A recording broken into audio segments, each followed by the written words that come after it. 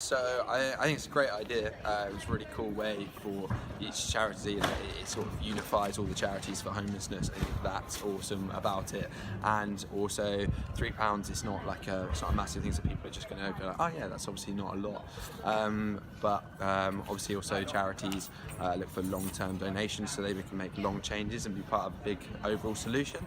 I believe because if you're out on the streets, you're going to want help now, and so you're going to be like, I would love for this to help me right now. If someone gave me £3, it's going to benefit me.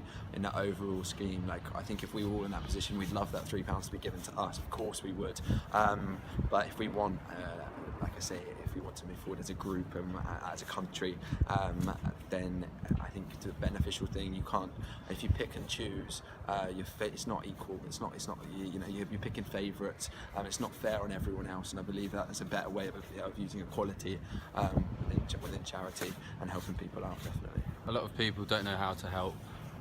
They would like to help, but in a very busy, fast-paced city like London, I think this gives people the option to, quickly donate. They can obviously research what charities are signed up to tap, and yeah, I think it's a £3 cap, and that gives people.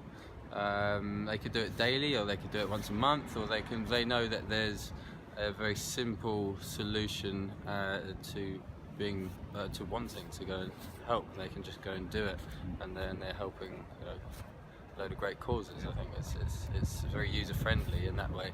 I think personally £3 is a really good figure, actually, because if you raise that, then people may be a bit hesitant to do it.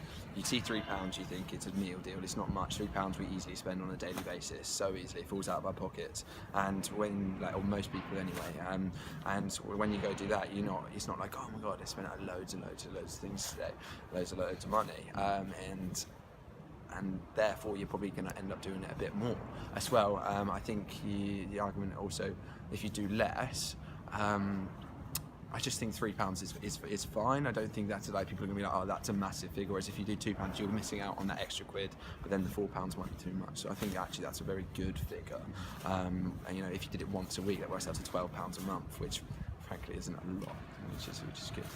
I'm slightly sceptical. I think they would be as well. I think if they saw someone, if they were camping out next to a tap portal or hub, or however you call it, and see someone go and tap their card rather than giving £3 straight to them so they can go buy a sandwich or something, it's frustrating. It might be a bit frustrating and say, well, that's not helping me. Yeah, it's a tricky one. Individual charities, it's quite important. People like to research where their money's going, things like that, and that's maybe one thing they miss out on when doing this. They don't get to see what these charities are doing, and where maybe they wouldn't agree with some different charities and what they're doing here. Maybe they'd like to help with a more larger scale thing, in different ways.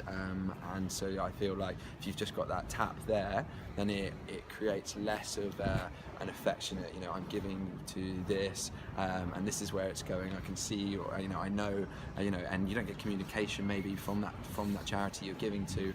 And I think that's a very important part of charities, is you can actually get that communication. You can see how they're moving forward to make the changes that you want to see, and everyone has their individual thoughts on how to deal with different things. And I think that's one thing you could miss out on with TAP also.